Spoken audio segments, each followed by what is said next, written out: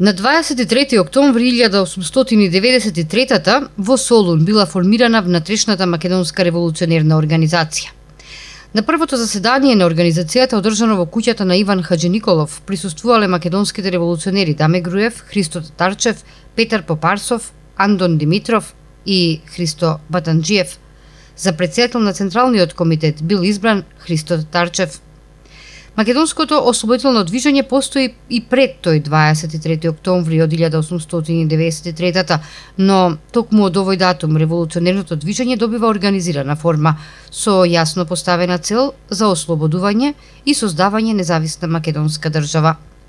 Од тогаш македонската револуционерна борба поминува низ повеќе фази и се карактеризира со повеќе политички и идеолошки поделби.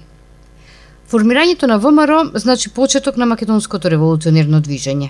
Илинден од 1903 и Крушевската република, а по него и првото заседание на АСНОМ во 1944 и конституирањето на македонската држава водат до 1992 и независноста и самостојноста на Република Македонија. 23 октомври, денот на македонската револуционерна борба, како државен празник се одбележува од 2007 година.